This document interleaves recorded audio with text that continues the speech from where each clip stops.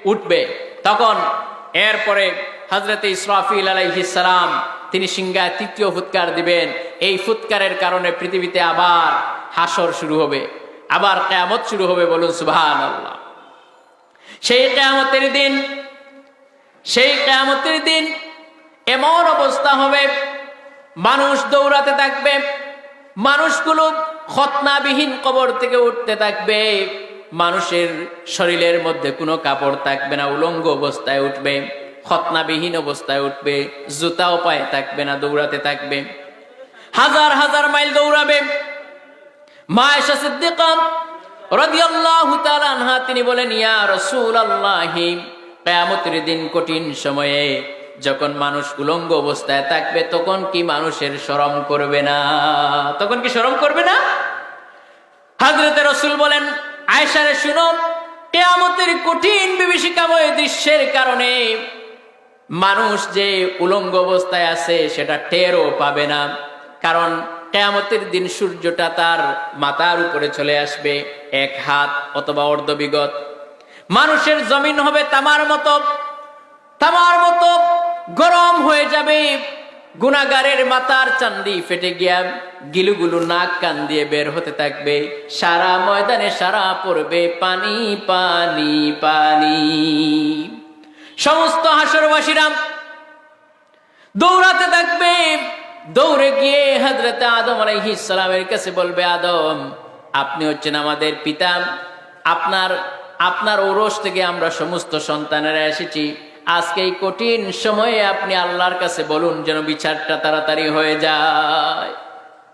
বিচারটা তাড়াতাড়ি করার জন্য আদম আলাইহিস সালামের কাছে যখন বলা হবে, হযরতে আদম বলবেন, ও হাসরবাসীরা, আজ কঠিন এই বিচারের দিনে আমি আল্লাহর দরবারে সুপারিশ করতে পারবো না, কারণ আমি আল্লাহর একটি হুকুম অমান্য করেছিলাম। এই জন্য না জানি আজকে আল্লাহ পাক আমার ব্যাপারে কি ফয়সালা করেন। একটি অপরাধের কারণে আদম আলাইহিস সালাম আল্লাহর দরবারে সুপারিশ করতে পারবেন না। আর আমরা পীর সাহেবদের কাছে মুরিদ হই, দুই পীরের কাছে মনে করি দুই পীরের খান্দে উঠে আমরা অমনি করে সবরি কলা খেয়ে আর বেহেশতে চলে যাব। বলে নাউজুবিল্লাহ, এত সহজ নাকি?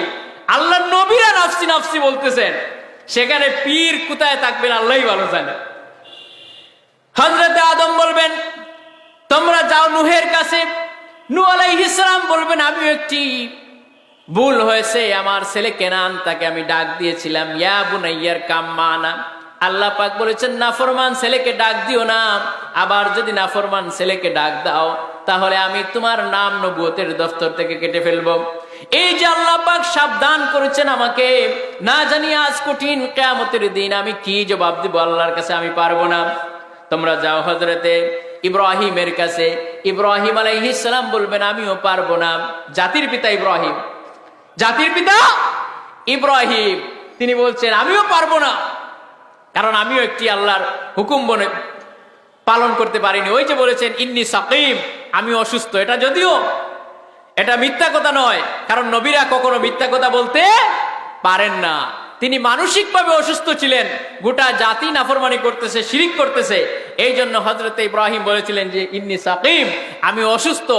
এই বলার কারণে কিয়ামতের দিন আল্লাহর দরবারে বলছেন, আমি পারবো না আল্লাহর কাছে সুপারিশ করতে। তোমরা চলে যাও হযরতে মুসা আলাইহিস সালামের কাছে। মুসা আলাইহিস সালাম বলবেন, আমি তো পারবো না, কারণ আমিও ওই বনি ইসরাইলের একটি ছেলেকে একটা থাপ্পড় দিয়েছিলাম, সে মারা গিয়েছিল। এই অপরাধে আল্লাহ না জানি আজকে আমাকে কি করতে পারেন, আমি জানি না। তোমরা চলে যাও হযরতে ঈসা আলাইহিস সালামের দরবারে। ঈসা আলাইহিস সালাম তিনি তোমাদের সুপারিশ করবেন। হযরতে ঈসা আলাইহিস সালাম বলবেন, আমি তো পারবই না, কারণ দুনিয়ার শত কোটি খ্রিস্টানেরা আমাকে আল্লাহর ছেলে বানাইছে। এরা যে ছেলে বানাইছে, এরা যে আমি আল্লাহর সন্তান বানাই ফেলেছে, এই জবাবটা আমি কেমনে দিব? আমি তো আল্লাহর বান্দা। এই জন্য আমি পারবো না আজকে আল্লাহর দরবারে সুপারিশ করতে। তোমরা আজকে সুপারিশ করতে যাও, একটা জায়গা দেখাই দিবেন তিনি। হযরত ঈসা আলাইহিস সালাম তিনি বলবেন, আজকে তোমরা চলে যাও আখেরি জামানার পয়গম্বর বিশ্বনবী জনাবে মুহাম্মদুর রাসূলুল্লাহ সাল্লাল্লাহু আলাইহি ওয়াসাল্লামের দরবারে। আজকে তিনি তোমাদের জন্য সুপারিশ করতে পারেন। আল্লাহর নবী আল্লাহর দরবারে তিনি সিজদায় পড়ে কাঁদতে থাকবেন। আল্লাহ রাব্বুল আলামিন বলবেন, হাবিব আপনার মাথা উঠান, আপনার দরখাস্ত আমি আল্লাহ রাব্বুল আলামিন মঞ্জুর করে নিলাম। আল্লাহ রাব্বুল আলামিন বলবেন, হে আমার হাবিব আপনি সুপারিশ করুন আপনার জান্নাতি উম্মতদের জন্য। আল্লাহর হাবিব তখন দেখতে থাকবেন তার কিছু সংখ্যক উম্মতেরা জাহান্নামে ফেরেশতারা নিয়ে যাচ্ছে। আল্লাহ রাব্বুল আলামিন বলবেন, হে রব্বুল আলামিন আমার উম্মতদেরকে ফেরেশতারা দেখতে পাচ্ছি জাহান্নামে নিয়ে যাচ্ছে। আল্লাহ পাক তখন ওখান থেকে তার উম্মতদেরকে বাঁচতে থাকবেন, বাছাই করতে থাকবেন। মা আয়েশা বলেন, ইয়া রাসূলুল্লাহ কিয়ামতের দিন লক্ষ লক্ষ কোটি কোটি উম্মতের ভিতরে আপনার উম্মতদেরকে আপনি বাঁচবেন কিভাবে? মা আয়েশা বলেন, হযরত রাসূল বলেন, আয়েশা রে শুনো, কিয়ামতের দিন লক্ষ লক্ষ কোটি কোটি উম্মতের ভিতরে আমার উম্মতগুলোকে এইভাবে করে বেছে নিব যারা দিনদার ছিল, নেককার ছিল, পরহেজগার ছিল। যেমন ভাবে সাদা কপালওয়ালা গুড়া অসংখ্য গুড়ার ভিতরে চিনা যায়, ওইভাবে করে আমার উম্মতদের কপালে নামাজের সিজদার চিহ্ন দেখে দেখে আমি আমার উম্মতদেরকে বেছে বেছে জান্নাতে নিয়ে যাব। সুবহানাল্লাহ, জান্নাতে আল্লাহ পাক নিয়ে যাবেন। কিয়ামত শুরু হয়ে যাবে।